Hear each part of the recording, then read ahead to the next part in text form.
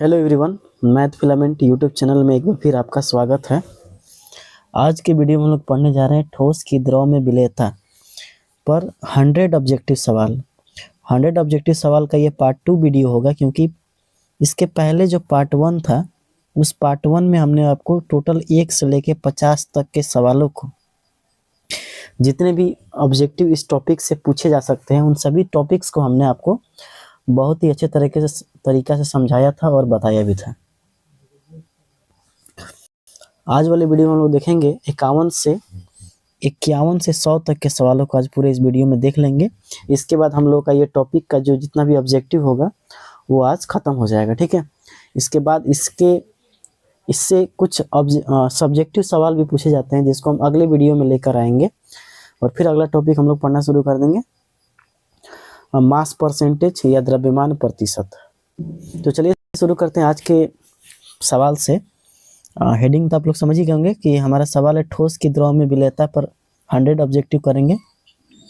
इस 100 ऑब्जेक्टिव में 1 से 50 तक के ऑब्जेक्टिव हमने कर लिया है और 51 से 100 तक के ऑब्जेक्टिव को हम लोग आज वाली वीडियो में देखेंगे, ठीक है। तो सबसे पहला सवाल से हम शुरू करते हैं। तो पहला सवाल आज का है HF। HF को हम कहते हैं हाइड्रोजन फ्लोराइड। किस प्रकार का अणु है? ऑप्शन है अध्रुवीय है, ध्रुवीय है, उदासीन है या आयनिक है। तो ये आपका सवाल है और आपको मैं 5 सेकंड का समय दे रहा हूँ, आप इसको बताइए कौन सा ऑप्शन सही होगा, फिर हम इसको सॉल्व करते हैं। चलिए, आपने इसको सॉल्व किया होगा। जो भी आपका आंसर हो आप ध्यान से सुनिएगा मेरी बात को। अगर हम HF की बात करें, HF इसका स्ट्रक्चर जो होता है वो ऐसे होता है H और F। लेकिन एक बात ध्यान रखने योग्य है दोस्तों कि HF जो होता है इस पर जो चार्ज होता है वो डेल्टा प्लस होता है और इस पर चार्ज होता है डेल्टा माइनस होता है, क्योंकि जो F है ना इसको हम कहते हैं फ्लोरीन। क्या कहते हैं? फ्लोरीन कहते हैं। इसका एक नाम है फ्लोरीन। और फ्लोरीन जो होता है वो मोस्ट इलेक्ट्रोनेगेटिव एलिमेंट होता है। मोस्ट इलेक्ट्रोनेगेटिव एलिमेंट होता है, यानी सबसे सर्वाधिक विद्युत ऋणात्मक तत्व कौन है? फ्लोरीन है। यानी अगर हम ध्यान से इसकी बात करें, फ्लोरीन के बारे में थोड़ा सा अच्छे से पढ़ लेते हैं। तो अगर हम फ्लोरीन की बात करें, फ्लोरीन की अगर बात करें हम, देखिएगा फ्लोरीन की अगर हम बात करते हैं जिसको हम कहते हैं फ्लोरीन, तो फ्लोरीन का संकेत होता है F। ये जो एलिमेंट होता है ये सर्वाधिक विद्युत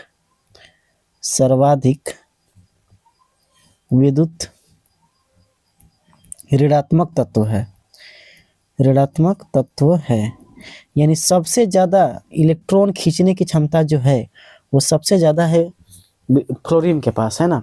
सर्वाधिक विद्युत ऋणात्मक एलिमेंट है, इसको इंग्लिश में कहते हैं most electronegative element. Most electronegative element. अगर आपसे कोई पूछेगा कि सर्वाधिक विद्युत ऋणात्मक तत्व कौन है या मोस्ट इलेक्ट्रोनेगेटिव एलिमेंट कौन है, तो वो है फ्लोरीन। कौन है? फ्लोरीन है ना, फ्लोरीन है, फ्लोरीन, ठीक है। तो आइए अब हम यहाँ पे समझ जाते हैं कि हमने ये समझा कि फ्लोरीन जो है मोस्ट इलेक्ट्रोनेगेटिव एलिमेंट है। इसका मतलब ये हुआ कि HF की क्या औकात, H की क्या औकात है जो F से इसके भी इलेक्ट्रॉन को खींचेगा। इसका मतलब ये तो कम होता है और ये ज़्यादा इलेक्ट्रोनेगेटिव होता है।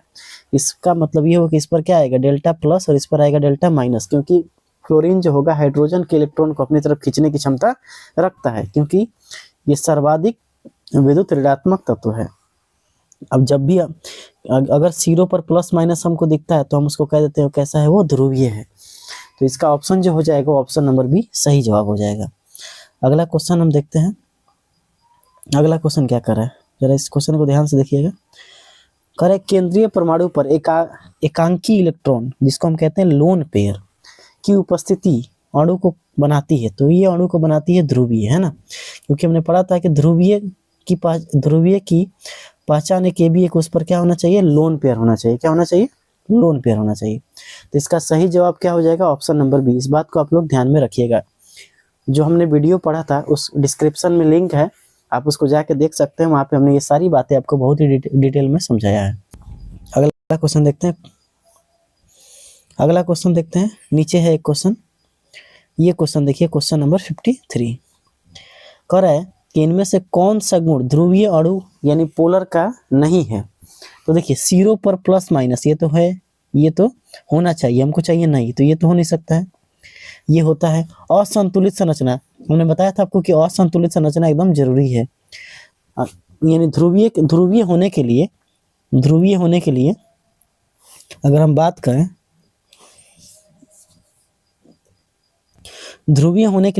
करें, हम यहाँ पे इसको अच्छे से लिखते हैं। ध्रुवीय जो अणु होता है, ध्रुवीय अणु, उसका सबसे पहले पहचान क्या है, सिरों पर प्लस माइनस अवयव होना चाहिए, उसकी संरचना असंतुलित होनी चाहिए। पूर्ण रूप से संतुलित ये गलत जवाब है ना, कोणीय संरचना होनी चाहिए।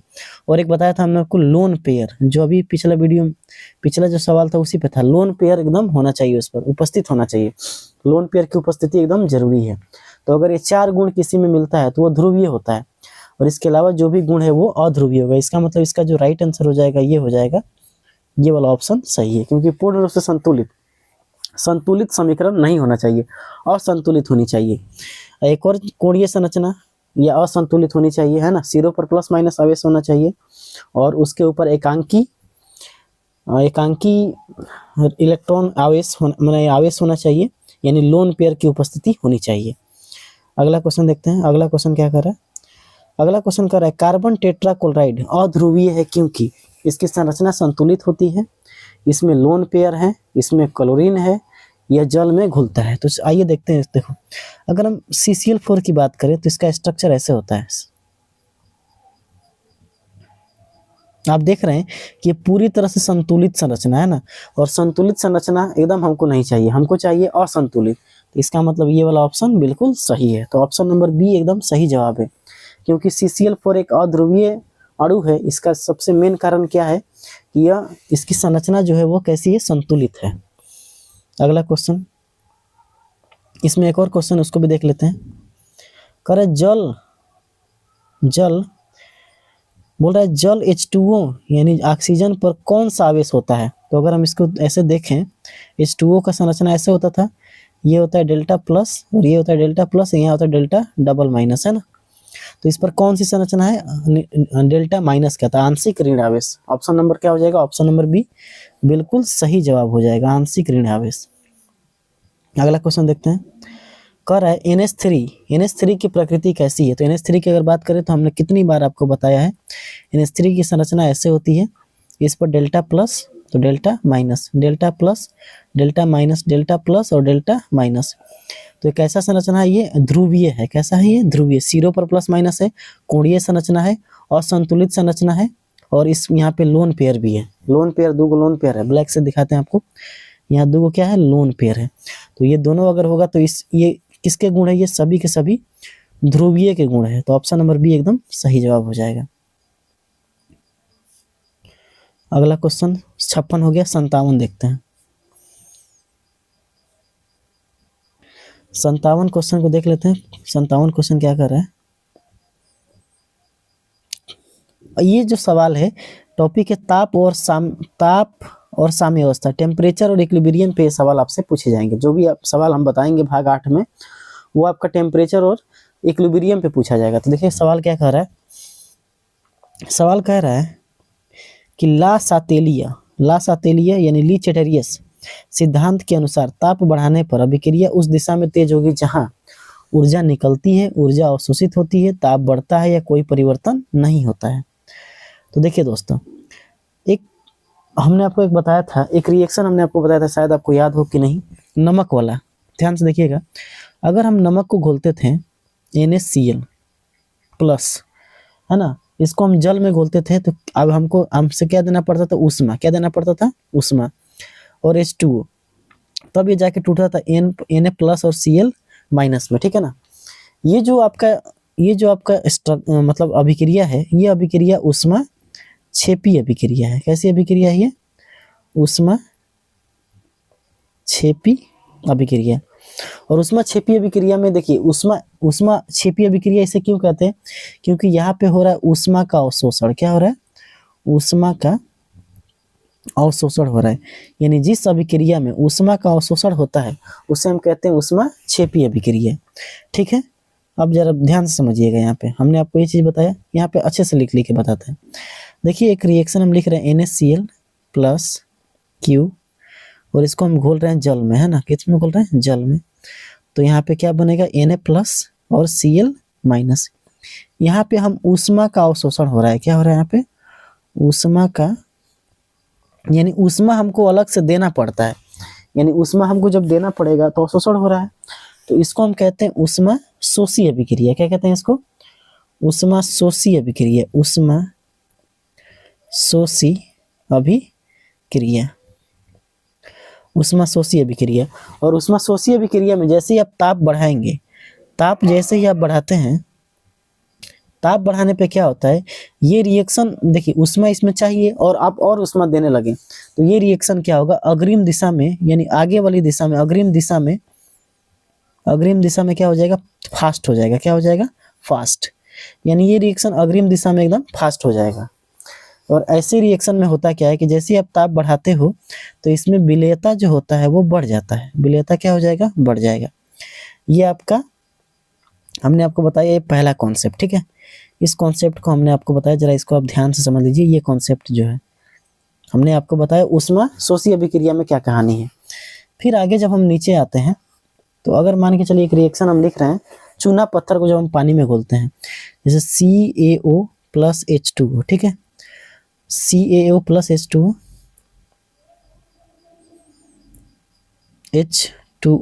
इसमें क्या होता है, इसमें ये होता है कि यहाँ पे बनता है कैल्शियम हाइड्रोक्साइड और प्लस H2O, है ना, और उसके बाद निकलती है ऊष्मा, यानी इसमें ऊष्मा निकल रही है ना, प्लस H2O नहीं होगा, यहाँ पे गड़बड़ हो गया, इसमें निकल रही है ऊष्मा। क्या निकल रही है, ऊष्मा, इसमें ऊष्मा निकल रहा है, ऊष्मा का निकलना, ऊष्मा का निकलना। अगर किसी अभिक्रिया में ऊष्मा निकल रही है, अगर किसी अभिक्रिया में क्या हो रहा है, ऊष्मा निकल रहा है, ऊष्मा का निकलना, तो इस अभिक्रिया को हम कहते हैं ऊष्मा क्षेपी अभिक्रिया, ऊष्मा क्षेपी अभिक्रिया। और ऊष्मा क्षेपी अभिक्रिया में अगर आप ताप को बढ़ाते हो तो ये क्या होगा, यहाँ पे जैसे ही आप ताप बढ़ाओगे तो इसको तो ऊष्मा निकाल, यहाँ तो ऊष्मा ऑलरेडी निकल रही है, अब तुम ऊष्मा और बढ़ाओगे तो ये रिएक्शन पीछे की तरफ, यानी बैकवर्ड डायरेक्शन में, पिछली दिशा में तेज हो जाएगी, पिछली दिशा में क्या हो जाएगी, तेज हो जाएगी। मतलब ये रिएक्शन उल्टा बनने लगेगा, मतलब जो हम चूना पत्थर को घोल रहे थे, वो चूना पत्थर घुलने के बजाय अब वो घुलेगा ही नहीं ताप बढ़ाने से। अब क्या होगा यहाँ पे, जैसे ही, तो इसका मतलब ये हुआ कि ताप अगर आप बढ़ाओगे तो यहाँ पे क्या होती है, विलेयता का मान अगर हम बात करें तो विलेयता का मान क्या हो जाएगा, घट जाएगा इसमें ना। इस बात को आप यहाँ पे हम समझ जाइए, ये चीज़ें हमने आपको यहाँ पे बता दी है, ठीक है। तो दो चीज़ें हमने आपको बताया, देखिए दो चीज़ें क्या क्या बताया, एक आपको ये बताया कि जैसे ही आप ताप बढ़ाते हो तो ऊष्मा, जिसमें ऊष्मा ऑलरेडी देना पड़ रहा है उसको हम कहते हैं ऊष्मा शोषी अभिक्रिया, और ताप बढ़ाने पे ऊष्मा शोषी अभिक्रिया में जो अभिक्रिया होती है वो अग्रिम दिशा में तेज हो जाती है, और ताप बढ़ाने पे विलेयता बढ़ जाएगी, क्योंकि होगा क्या कि जैसे ऊष्मा आप दोगे तो Na प्लस और Cl माइनस और ज़्यादा मात्रा में बनने लगेगा, ठीक है। लेकिन निचला वाला में हमने आपको बताया कि जैसे ही आप CaO प्लस H2O, इसमें चूना पत्थर है ना, तो इसमें हमने क्या किया कि यहाँ पे बन गया हमारा CaO, कैल्शियम हाइड्रोक्साइड, और ऊष्मा निकलेगी। अगर जिस अभिक्रिया में ऊष्मा निकलती है उसे ऊष्मा क्षेपी अभिक्रिया कहते हैं। और इसमें क्या होता है, जैसे आप ताप को बढ़ाते हो, ताप बढ़ाओगे तो होगा क्या कि ये रिएक्शन पिछली दिशा में तेज हो जाएगी, जिसको हम कहते हैं ताप बढ़ाने पे विलेयता क्या हो जाएगा, ताप बढ़ाने विलेयता घट जाएगी। ये चीज़ आप समझिएगा। तो ये यहाँ से आपको ऑब्जेक्टिव को हल करना है इस तरीके से। अब आते हैं हम यहाँ पे, हम समझने की कोशिश करते हैं जो क्वेश्चन हमारा है। क्वेश्चन कह रहा है कि लीच-टेरेस का सिद्धांत के अनुसार ताप बढ़ाने पर अभिक्रिया उस दिशा में तेज होगी। तो ताप बढ़ाने पे उस दिशा में तेज होगी जहाँ, देखिए जहाँ ऊष्मा अवशोषित हो रही है उस दिशा में क्या हो जाएगी, तेज हो जाएगी। अभी हमने बताया, क्योंकि ऐसी अभिक्रिया को हम कहते हैं ऊष्मा शोषी अभिक्रिया, और ऊष्मा शोषी अभिक्रिया में ताप बढ़ाते हैं तो विलेयता बढ़ जाता है, क्योंकि रिएक्शन आगे की तरफ शिफ्ट हो जाता है, तेज हो जाता है। अगला क्वेश्चन, ऊष्मा शोषी अभिक्रिया में विलेयता का बढ़ने का मुख्य कारण क्या है? अभिक्रिया का वेग अग्र दिशा में बढ़ना नहीं, बढ़ने का कारण पूछ रहा है। अच्छा, देखिए क्वेश्चन में थोड़ा सा कंफ्यूजन हो गया। ये कह रहा है कि ऊष्मा शोषी अभिक्रिया में विलेयता बढ़ने का मुख्य कारण क्या है? तो अभिक्रिया का उस वेग अग्र दिशा में फास्ट होना। अग्र दिशा में जितना अभिक्रिया फास्ट होगा क्या कि ये रिएक्शन और विलेयता बढ़ा को मतलब रिएक्शन में विलेयता बढ़ जाएगी। ठीक है, अगला क्वेश्चन देखते हैं।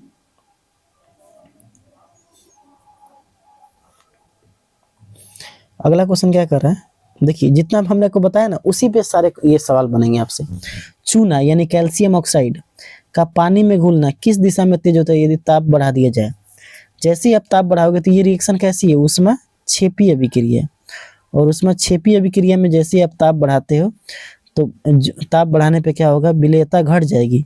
और विलेयता घटने का मतलब ये सीधा बात है कि ये रिएक्शन पिछली दिशा में पश्चिम दिशा में फास्ट हो जाएगा। पश्चिम दिशा में क्या हो जाएगा? तेज हो जाएगा। बैकवर्ड डायरेक्शन में तेज हो जाएगा, इसीलिए यहाँ पे रिएक्शन विलेयता क्या हो जाती है? घट जाती है। तो यहाँ पे हमारा ऑप्शन नंबर क्या हो जाएगा? बी। अगला क्वेश्चन देखते हैं। ऊष्मा क्षेपीय अभिक्रिया में ताप बढ़ाने पर विलेयता घटती है क्योंकि अभिक्रिया पश्चिम दिशा में तेज हो जाती है ना? पश्चिम दिशा में क्या हो जाएगी? तेज हो जाएगी। अगला question number 61। Potassium nitrate KNO3 की विलेयता ताप बढ़ाने पर बढ़ती है क्योंकि ये प्रक्रिया ताप बढ़ाने पर अगर बढ़ रही है तो ये रिएक्शन कैसा है? ऊष्मा शोषी अभिक्रिया है ना? ऊष्मा शोषी अभिक्रिया में ताप बढ़ाने पर विलेयता क्या हो जाती है? बढ़ जाती है। अगला क्वेश्चन, आप लोग को मौका बनाइए आप लोग इसको। विलेयता तथा ताप के बीच व्युत्क्रमानुपाती रिएक्शन, इसका मतलब क्या हुआ कि अगर ताप आप बढ़ा रहे हो तो विलेयता को घटना चाहिए। व्युत्क्रमानुपाती कह रहा है, तो ऐसा कब होता है? ये होता है ऊष्मा क्षेपीय अभिक्रिया में। ऊष्मा क्षेपीय अभिक्रिया में। तो अब आपको देखना है कि ऊष्मा क्षेपीय अभिक्रिया किस किस के साथ होता है। तो देखिए हमने आपको अभी बताया, ऑप्शन है आपके पास NaCl और KNO3। नहीं, ये वाला जो है ना, ये वाला आपका है ऊष्मा क्षेपीय अभिक्रिया नहीं है, ऊष्मा शोषी अभिक्रिया है। ऊष्मा शोषी अभिक्रिया, तो ये तो ऑप्शन होगा नहीं, ये आपका ऑप्शन नहीं हो सकता है। कह रहे CaO और लिथियम सल्फेट, हाँ ये हो सकता है। क्यों? क्योंकि अभी हमने आपको बताया कि चूना पत्थर और लिथियम सल्फेट, और एक और आपको एग्जांपल होगा CaCO3, इसमें एक और एग्जांपल हो जाएगा CaCO3। ये सब जो अगर हम इसको पानी में डालेंगे तो ये अभिक्रिया ऊष्मा क्षेपीय अभिक्रिया है। और ऊष्मा क्षेपीय अभिक्रिया में ताप बढ़ाते हैं तो विलेयता क्या हो जाती है? घट जाती है। कोई दिक्कत यहाँ तक? अगला क्वेश्चन, अब हम लोग पढ़ने जा रहे हैं जो हमारा ऑब्जेक्टिव है। अगला जो हमारा ऑब्जेक्टिव है प्रतिस्थापी ठोस विलयन, यानी ठोस विलयन पे है ना। ठोस विलयन हमने आपको बताया था दो तरह के होते हैं ठोस विलयन। एक ठोस विलयन क्या होता है? प्रतिस्थापी और दूसरा होता है अंतराकाशी। हमने आपको ये दोनों चीजें बताई थी। अंतराकाशी इसको कहते हैं सब्स्टिट्यूशनल सॉलिड सॉल्यूशन, इसको कहते हैं इंटरस्टिशियल सॉलिड सॉल्यूशन। ये सारे चीजें हमने आपको बताया है। चलिए इस पर सवाल करते हैं। क्वेश्चन है ये, देखिए ये जो सेशन ये केवल प्रैक्टिस के लिए। अगर आपको थ्योरी पढ़ना है तो आपको पिछले वीडियो में जाके सारे लेक्चर्स को देखने होंगे, तब जाके इन सारे सवालों को आप अच्छे से बना पाएंगे। ठीक है, देखिए करें प्रतिस्थापित ठोस विलयन में क्या होता है। तो प्रतिस्थापित ठोस विलयन क्या होता है? जैसे एक ठोस विलयन है, ठीक है, इस ठोस विलयन में क्या होता है कि जो विलय के कण होते हैं, जैसे मान के चलिए यहाँ पे कोई दूसरा ठोस आ जाएगा, है ना, तो क्या होगा? विलय के कण और अन्य कणों के द्वारा बदल दिए जाते हैं। सही बात है। जो विलय के कण होते हैं, विलायक के जो कण होते हैं, उसमें विलायक कण होते हैं, वहां पे विलय के कण आ जाते हैं दूसरे। जैसे कहने का मतलब ये वाला देखिए, ये पहले ऐसे था लेकिन अब इसी के जगह पे ये दूसरा आ गया, तो ये क्या होता है? बदल दिए जाते हैं यहाँ पे, यानी यहाँ वाला जो है उसको बदल दिया गया है। इसी को कहते हैं प्रतिस्थापित ठोस विलयन। तो ऑप्शन नंबर बी एकदम सही जवाब है। कर प्रतिस्थापित ठोस विलयन के लिए प्रमुख शर्त क्या है? ऑप्शन है कणों का आकार बहुत भिन्न होना चाहिए, दोनों कणों का आकार लगभग समान होना चाहिए, विलय गैस होना चाहिए, विलायक का भार कम होना चाहिए। तो देखिए हमने आपको बताया था प्रतिस्थापी विलयन में इसमें क्या होता था, जब भी ये प्रतिस्थापी विलयन है तो प्रतिस्थापी विलयन तभी होगा जैसे मान लीजिए देखिए अब ये सब है ना, अब हम चाह रहे हैं कि इसके जगह पे कोई और आ जाए, तो हम क्या किए? ब्लैक वाला यहाँ पे लाके यहाँ पे भर दिए। ठीक है, पहले व्हाइट वाला सब था, ब्लैक वाला यहाँ पे भर दिए। तो अगर जब इसको उठा के हम इसके जगह पे कोई और ला रहे हैं, इसका मतलब ये हुआ कि यहाँ पे जो होगा वो एकदम कणों का जो आकार बराबर होना चाहिए, तभी ना यहाँ पे बदलेंगे। जैसे यहाँ का गोल है तो यहाँ का भी जैसे इसको उठा रहे हैं हम, तो इसके जगह पे दूसरा जब रखेंगे वो उसी के बराबर होना चाहिए। तो दोनों कणों का आकार क्या होना चाहिए? दोनों कणों का आकार लगभग समान होना चाहिए, तभी प्रतिस्थापी विलयन कहलाएगा वो। ठीक है, सारा चीज हमने आपको अपने टॉपिक्स में बताया था। अगला क्वेश्चन देखिए, अंतराकाश का अर्थ क्या है? तो बहुत अच्छा सवाल है, हमने आपको पढ़ाया है। इंटरस्टिशियस सॉलिड सॉल्यूशन क्या होता है? इसमें क्या होता है, ठोस के कणों की ऊपर की जगह, क्रिस्टल जालक के बीच खाली जगह, क्रिस्टल की बाहरी दीवार, परमाणु का नाभिक। तो देखिए हमने आपको बताया था कि अगर कोई ठोस विलयन है, ये ठोस विलयन है, तो इसमें क्या होगा, इस विलय के खाली जगहों पर, विलय के खाली मतलब इस विलयन के खाली जगहों पर, यानी विलायक की खाली जगहों पर क्या आ जाएगा, दूसरा ठोस आ जाएगा, है ना। इसी को हम कहते हैं अंतराकाश, है ना। तो यहाँ पे क्रिस्टल जालक के बीच खाली जगह पे आ जाएगा, उसे क्या कहेंगे, अंतराकाश। यानी जो जो ज्यादा मात्रा में, उसको हम कहेंगे विलायक। क्या कहेंगे, विलायक। जो कम मात्रा में, जैसे ये छोटका वाला, इसको कहेंगे विलय। एक और बात ध्यान रखिएगा कि यहाँ पे जो दूसरा आ रहा है उसका आकार बहुत छोटा होना चाहिए, तभी वो अंतराकाश बना सकता है। ठीक है, और यहाँ जो आपको ये दिख रहा है, ये वाला, ये सबका आकार क्या है, ये बड़ा है। तो विलय का आकार बड़ा, विलायक का आकार बड़ा होगा और विलय का आकार छोटा होगा। और उसके खाली जगहों पे अगर कोई दूसरा ठोस आ जाता है तो उसे हम कहते हैं अंतराकाश ठोस विलयन। अगला क्वेश्चन क्या कर रहा है, स्टील में कार्बन का कण कहाँ उपस्थित होता है? ठीक है, स्टील में कार्बन का कण कहाँ उपस्थित होता है? बहुत ही अच्छा सवाल है, ऑप्शन है आपके पास, लोहे के स्थान पर, क्रिस्टल की रिक्तियों में, लोहे की सतह पर, या लोहे के जगह पे। तो हमने आपको बताया था अंतराकाशी ठोस विलयन में, अंतराकाशी ठोस विलयन का ये उदाहरण है, अंतराकाशी ठोस विलयन का ये उदाहरण है। तो अंतराकाशी ठोस विलयन में क्या होता है कि जो खाली जगह होता है, स्टील कार्बन जो होता है वो लोहे के खाली जगह पे, ये बनता कैसे, लोहा प्लस कार्बन से। तो लोहा क्या है, विलायक है, और कार्बन क्या है, विलय है। तो लोहा के जो खाली जगह होते हैं वहां पे कार्बन आ जाता है, तो यहाँ पे हो जाएगा क्रिस्टल की रिक्तियों यानी अंतराकाश में, अंतराकाश यानी रिक्तियों यानी खाली जगहों में। अगला क्वेश्चन, टंगस्टन कार्बाइड किसका उदाहरण है? तो ये भी हमने आपको बताया था कि सबसे इंपॉर्टेंट उदाहरण है टंगस्टन कार्बाइड, है ना। डब्ल्यू मतलब टंगस्टन, अस्सी माने कार्बाइड। तो टंगस्टन कार्बाइड जो उदाहरण है अंतराकाशी ठोस विलयन का, किसका उदाहरण है, अंतराकाशी ठोस विलयन का। अगला सवाल देखिए, अंतराकाश में प्रवेश करने वाले विलय के कणों का आकार विलायक के कणों की तुलना में होना चाहिए बहुत बड़ा, बहुत छोटा, बिल्कुल बराबर या दोगुना।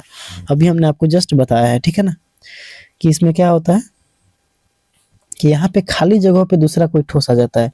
तो अगर इसका जो आकार है, देखिए ये विलायक है, ये क्या है, विलायक, और ये छोटका जो क्या है वो विलय है। तो विलायक का जो आकार है वो बड़ा है और विलय का आकार छोटा है। तो हमारा विलय विलायक के कणों की तुलना में कैसा होना चाहिए, बहुत छोटा होना चाहिए। कैसा होना चाहिए, बहुत छोटा। ऑप्शन नंबर बी एकदम सही जवाब है। अगला क्वेश्चन देख लेते हैं, प्रतिस्थापित ठोस विलयन बनने पर क्रिस्टल की संरचना क्या होती है? देखिए भाई, बदल जाती है, बनी रहती है, नष्ट हो जाती है, या अनिश्चित हो जाती है। देखिए ये मान के चलिए हमारा ठोस विलयन है जिसका नाम है प्रतिस्थापित ठोस विलयन।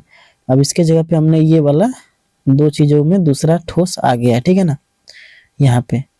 तो हम ये देख रहे हैं कि मान लीजिए ये जो था, ये वाला जो था, ये केवल यहाँ से जो था जितना बड़ा, जितना वहां पे पहले से ठोस था, उसी के जगह पे दूसरा ठोस आ गया। तो क्या इस पूरे स्ट्रक्चर पे कोई प्रभाव पड़ेगा? नहीं पड़ेगा। संरचना जैसी थी वैसे ही बनी रहेगी, संरचना जैसी थी वैसे ही बनी रहेगी। तो ऑप्शन नंबर बी क्या हो जाएगा, ऑप्शन नंबर बी एकदम सही जवाब हो जाएगा। संरचना जैसी थी वैसे ही बनी रहेगी, कोई प्रभाव नहीं पड़ता है, क्योंकि हमने जो जितना उठाया है उतना ही रख दिया है वहां पे, है ना। अगला क्वेश्चन क्या कह रहा है कि Fe+H लोहा प्लस हाइड्रोजन किस प्रकार का विलयन है? तो ये है आपका अंतराकाशी ठोस विलयन का। अगला क्वेश्चन देखते हैं, क्वेश्चन नंबर 71, कर नेप्थलीन। अब देखिए, अब जो सवाल हम पूछने जा रहे हैं आपसे, विलायक और विलय के जोड़ यानी पेयर्स के बारे में पूछेंगे ना, क्योंकि हमने आपको एक टेबल बना के दिया था। उस टेबल को अगर आपको याद होगा तो आपसे एक भी सवाल छूटने वाला नहीं है। एक बात याद रखिएगा, टेबल बहुत इंपॉर्टेंट है, टेबल आपको याद रखना है, ठीक है ना। चलिए सवाल से शुरू करते हैं। सवाल क्या कर रहा है, किस विलायक में नेप्थलीन किस विलायक में घुलनशील है? देखिए बहुत सारे टेबल हमने आपको बताया था, है ना। एक बार मैं आपको पूरा रिवाइज करा देता हूँ, लेकिन अगर आपको नहीं याद हो तो कोई बात नहीं, हम रिवाइज करा देते हैं, ठीक है ना। हमने बताया था आपको कि जो ध्रुवीय विलायक होते हैं, ध्रुवीय, वो आपके ध्रुवीय विलय और ध्रुवीय विलायक, ये दोनों घुलनशील होंगे, है ना। क्या हो जाएंगे? घुलनशील।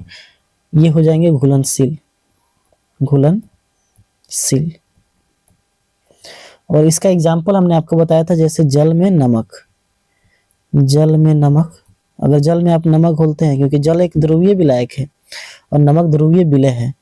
दूसरा हमने एग्जाम्पल बताया था जिसका नाम था, जो एग्जाम्पल था वो था जल में HCl। जल में HCl, जल क्या है? ध्रुवीय है और HCl भी ध्रुवीय है, ठीक है। तो यहाँ पे हमने आपको ये बताया कि ध्रुवीय विलय में ध्रुवीय विलायक घुलता है तो घुलनशील। तो जल में नमक घुलनशील है, बिल्कुल है। जल में HCl घुलनशील है, बिल्कुल है। ये पहला आपको हमने बता दिया, ठीक है। इस चीज को आप याद रखिएगा, पहला हमने आपको बताया। चलिए दूसरा पे देखते हैं। दूसरा हम आपको समझाने जा रहे हैं अध्रुवीय, है ना। अध्रुवीय, दोनों अगर अध्रुवीय तो कैसा होगा? तो मान के चलिए ये भी अध्रुवीय है, अध्रुवीय विलय है प्लस अध्रुवीय विलायक है, ठीक है। अब इसका ये दोनों, जब दोनों अध्रुवीय होगा तो भी घुलनशील होगा, है ना, क्योंकि समान समान को घोलता है, ये नियम हमने पढ़ा था। ये घुलनशील होगा। इसका एग्जाम्पल याद रखना जरूरी है। जैसे कि एग्जाम्पल आपको मैंने बताया था बेंजीन। बेंजीन में आप घुल सकते हैं नेफ्थलीन को। किसको घुल सकते हैं? नेफ्थलीन को। फिर दूसरा हमने आपको बताया था कि ईथर में नेफ्थलीन, ईथर में नेफ्थलीन, नेफ्थलीन, ठीक है। फिर हमने आपको बताया था, ईथर वाला हो गया। फिर हमने आपको बताया CCl4, CCl4 में कार्बन टेट्राक्लोराइड में नेफ्थलीन। और भी हमने आपको बताया था ईथर में एंथ्रासीन, ईथर में एंथ्रासीन। तो ये जो हमने आपको बताया, ये सभी के सभी क्या है? ध्रुवीय है, अध्रुवीय है। तो ध्रुवीय जो होगा ध्रुवीय को घोलेगा, अध्रुवीय जो होगा वो अध्रुवीय को घोलेगा। तो ये चीज आप जरा इसको समझ लीजिए, ठीक है। ये तीन बातें अगर आपको समझ में आ गई तो आपसे एक भी क्वेश्चन छूटने वाला नहीं है, ठीक है। ये चीज आप याद रखिएगा। और एक एग्जाम्पल समझ जाइए, तीसरा एग्जाम्पल मान के चलिए, अगर अध्रुवीय होगा, जो ध्रुवीय होगा उसमें अध्रुवीय कभी नहीं घुलेगा। ध्रुवीय होगा जो, उसमें क्या होगा? अध्रुवीय कभी नहीं घुलेगा, अध्रुवीय कभी नहीं घुलेगा, है ना, नॉट घुलनशील होगा। इस बात को आपको याद रखना है। चलिए सवाल को देखते हैं। सवाल क्या कर रहा है? सवाल ये है कि नेफ्थलीन किस विलायक में घुलनशील है? तो देखिए, नेफ्थलीन की बात करें तो हमारा नेफ्थलीन जो है वो अध्रुवीय है। कैसा है ये आपका है अध्रुवीय, अध्रुवीय। अगर ये अध्रुवीय है तो इसको अध्रुवीय में ही घुलना है। तो बेंजीन यहाँ पे देख लीजिए, बेंजीन आपका क्या है? अध्रुवीय। तो ये अध्रुवीय वाला अध्रुवीय में घुलेगा, तो ऑप्शन नंबर बी एकदम सही जवाब हो जाएगा। अगला क्वेश्चन देखते हैं, क्वेश्चन नंबर 72। देखिए, अभी हमने आपको बताया था एंथ्रासीन जल में क्यों नहीं घुलता है। तो एंथ्रासीन अध्रुवीय है और जल ध्रुवीय है, दोनों अध्रुवीय है। एंथ्रासीन जल से हल्का है, जल एक अध्रुवीय विलायक है। देखिए, एंथ्रासीन जो था वो कैसा था? एंथ्रासीन आपका अध्रुवीय था और जल कैसा था? ध्रुवीय था। तो ऑप्शन नंबर ए एकदम सही जवाब है, बाकी सब क्या है? गलत है। ईथर में नेफ्थलीन घुल जाता है क्योंकि भाई ईथर भी कैसा है? अध्रुवीय है। ईथर जो आपका है अध्रुवीय विलायक है। कैसा है ये? अध्रुवीय विलायक। और ये आपका नेफ्थलीन जो है अध्रुवीय विलय है। तो अध्रुवीय विलय जो होता है वो अध्रुवीय विलायक में घुलता है। तो यहाँ पे क्या हो जाएगा? ऑप्शन दोनों ध्रुवीय, गलत जवाब है। दोनों अध्रुवीय, हाँ दोनों अध्रुवीय है। दोनों क्या है? अध्रुवीय है। बात सही है। अगला क्वेश्चन देखते हैं। अगला क्वेश्चन क्या कर रहा है? इनमें से कौन सा जोड़ा अघुलनशील होगा? चलिए पहले को देखते हैं। बेंजीन, बेंजीन जो है ये आपका अध्रुवीय है, ये आपका अध्रुवीय है। और नेफ्थलीन ये भी क्या है? अध्रुवीय है। तो ये तो घुलनशील होगा, तो ये नहीं हो सकता है, हमको चाहिए अघुलनशील। तो ऑप्शन ए एकदम गलत जवाब है। चलिए अगला देखते हैं। जल, जल कैसा है? ध्रुवीय है। नमक भी ध्रुवीय है, तो ये घुलनशील होगा, ये भी नहीं हो सकता है। जल ध्रुवीय है और नेफ्थलीन अध्रुवीय है, ये नहीं हो सकता है। तो ऑप्शन नंबर सी एकदम सही जवाब हो जाएगा, आगे चेक करने की जरूरत ही नहीं है। ऑप्शन नंबर सी देखिए, जल ध्रुवीय है और नेफ्थलीन अध्रुवीय है। तो अध्रुवीय और ध्रुवीय कभी आपस में घुल नहीं सकता है। अगला सवाल देखते हैं, सवाल नंबर 75। ये जो संरचना आपको दिख रही है ROR, किस प्रकार का विलायक है? ROR जिसको हम कहते हैं ईथर, इसका एक और संरचना होती है ROR डैश, है ना। ईथर जो होता है ये आपका क्या है? अध्रुवीय है। कैसा है ये? अध्रुवीय। अगला क्वेश्चन देखते हैं, क्वेश्चन नंबर 76। क्वेश्चन नंबर 76 को देख लेते हैं दोस्त। 76 कह रहा है कि पीतल यानी ब्रास में विलेय कौन सा तत्व है? तो देखिए, पीतल का फॉर्मूला आपको बताया था हमने, पीतल, इसका ट्रिक क्या था? पिताजी। क्या था? पिताजी। पिताजी मतलब क्या होता है? पीपी माने पीतल, ता माने तांबा, ता माने तांबा, जी माने जिंक। तो तांबा होता है Cu और जिंक होता है Zn।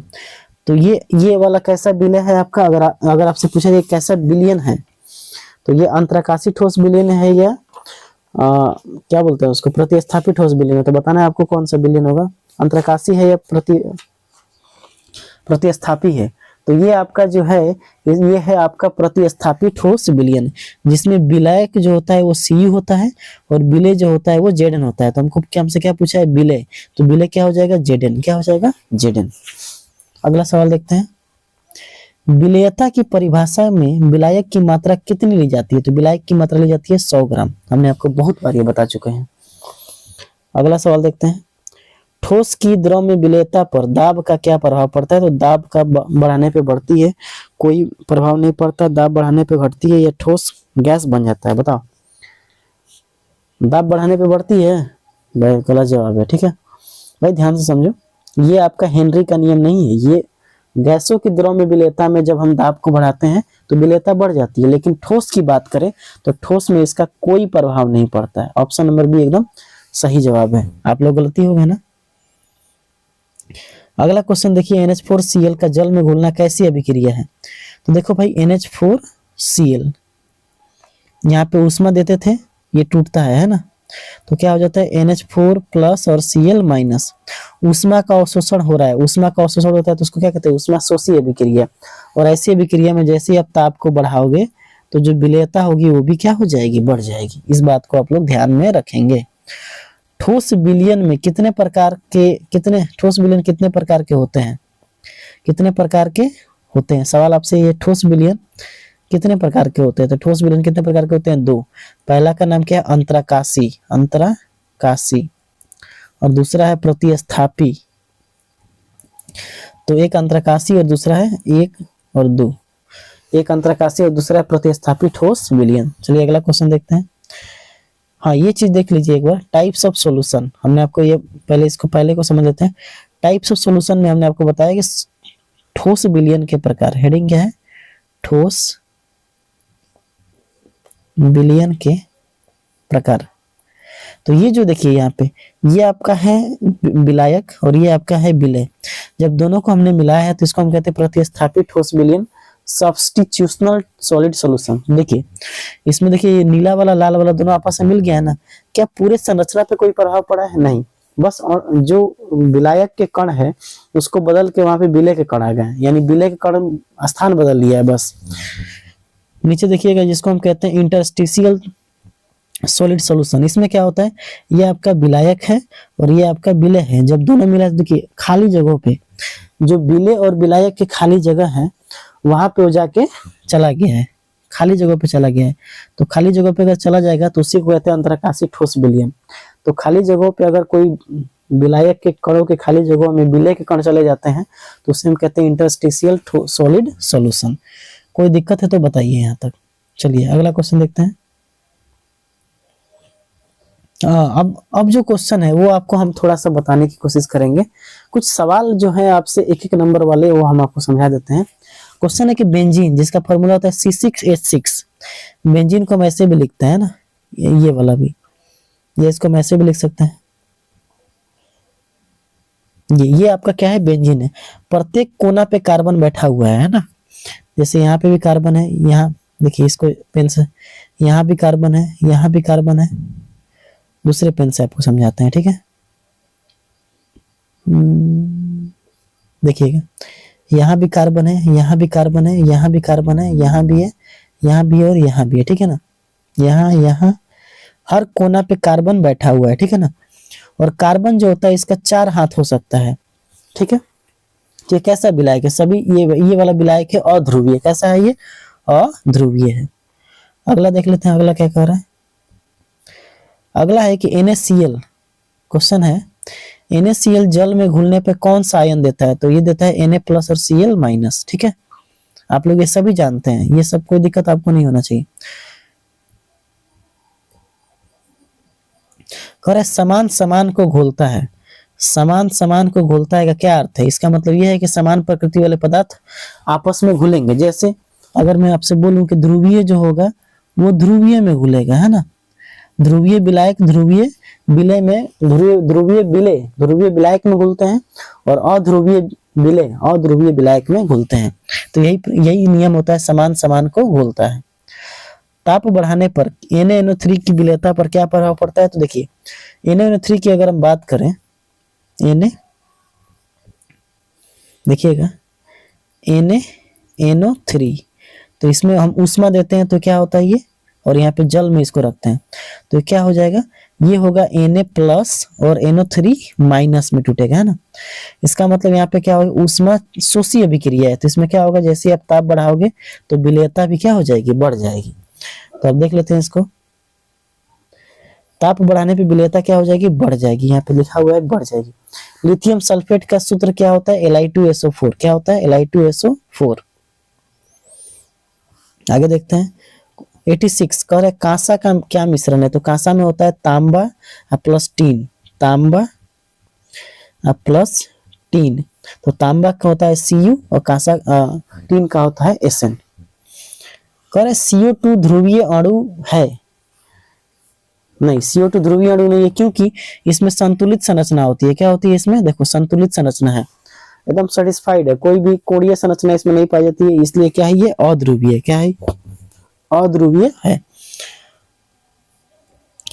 अगला आगे क्या कह रहा है, कह रहा है कि अंतरकाशीय ठोस विलयन में छोटे कण कहाँ बैठते हैं, तो रिक्तियों में, खाली जगहों में। रिक्ति जिसको हम कहते हैं खाली जगह, या इसको हम अंतराकाश भी कहते हैं। क्या कहते हैं, अंतराकाश। ये सारी बातें आप ध्यान में रखेंगे। अब देखिएगा आगे क्या कह रहा है, कह रहा है कि विलयता की दूसरी परिभाषा में किस इकाई का प्रयोग किया जाता है, तो दूसरी परिभाषा जो होती है उसमें मोल का प्रयोग करते हैं, और एक परिभाषा में ग्राम का प्रयोग करते हैं। और जिसमें हम ग्राम का प्रयोग करते हैं उसमें जो हम विलायक लेते हैं वो 100 ग्राम लेते हैं। कितना ग्राम लेते हैं, 100 ग्राम। लेकिन जब मोल लेते हैं तब उसमें हम बिलियन लेते हैं। कितना, 1 लीटर का बिलियन। तो 1 लीटर बिलियन में उपस्थित ठोस की अधिकतम मात्रा को ठोस की द्रव में विलयता कहते हैं, या 100 ग्राम विलायक में उपस्थित ग्राम में ठोस की अधिकतम मात्रा ग्राम में, उससे हम क्या कहते हैं, ठोस की द्रव में विलयता। अगला क्वेश्चन क्या कर रहा है, ऊष्माक्षेपीय विक्रिया, ऊष्माक्षेपीय विक्रिया में ऊष्मा कहाँ निकलती है, तो ऊष्मा कहाँ निकलेगी, बाहर। यानी जैसे ये हो गया A और ये हो गया B, और ये मान के चलिए ये ऊष्माक्षेपीय विक्रिया है, तो C प्लस D और यहाँ पे निकलेगा Q। तो जो प्रतिफल बनता है इसको हम कहते हैं अभिकारक, इसको कहते हैं प्रतिफल। तो प्रतिफल के साथ ही ऊष्मा निकलती है, यानी उत्पाद। उस प्रतिफल को हम एक और नाम देते हैं उत्पाद। यहाँ पे ऊष्मा निकलेगी ऐसे, ये बाहर निकलेगी और उत्पाद की ओर निकलेगी। आगे देख लेते हैं अगला क्वेश्चन। क्वेश्चन नंबर जो हम देखेंगे, क्वेश्चन नंबर 91। करें HCl में हाइड्रोजन पे कौन सा आवेश होता है, तो HCl की बात करें तो H डेल्टा प्लस और डेल्टा माइनस, तो यहाँ पे क्या हो जाएगा, डेल्टा प्लस। अगला क्वेश्चन देखते हैं, नेप्थलीन की संरचना कैसी होती है, नेप्थलीन की संरचना कैसी होती है। देखिए नेप्थलीन ऐसे होता है,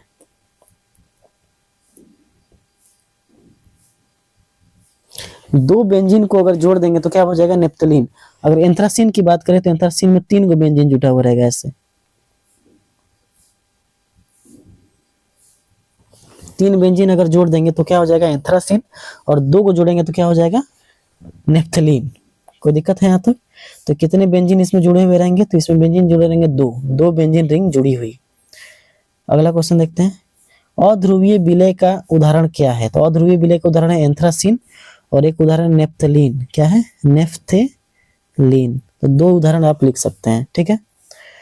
अगला देखते हैं, अगला क्या कह रहा है, चूने के पत्थर का सूत्र क्या है? तो चूने के पत्थर का सूत्र है CaCO3। अगला क्वेश्चन क्या कह रहा है, ठोसों में संपीड्यता कैसी होती है? नगण्य होती है। ठोस के जो कण होते हैं एकदम पास पास होते हैं, तो उसको हम दबा ही नहीं पाएंगे, यानी उसको दबा नहीं पाएंगे, कंप्रेस नहीं कर पाएंगे, तो ये क्या होता है, नगण्य होती है, असंपीड्य होती है, इनकम्प्रेसिबल। H2O की संरचना कोणीय क्यों होती है? लोन पेयर के कारण।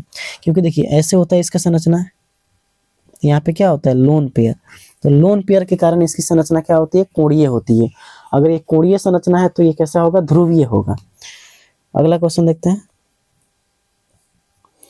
अगला क्वेश्चन करें Fe+C से क्या बनता है?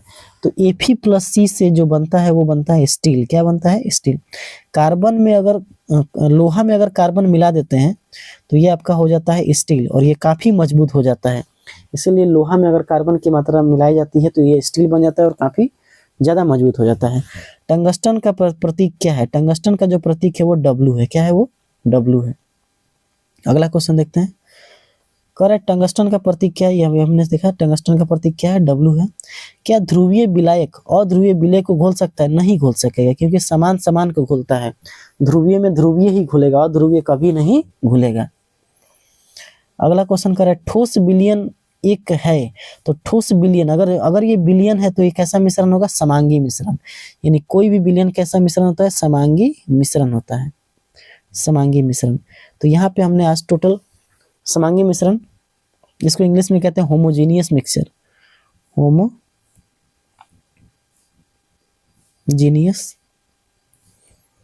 मिक्सचर। तो होमोजीनियस मिक्सचर यानी समांगी मिश्रण, तो ठोस विलयन एक समांगी मिश्रण है।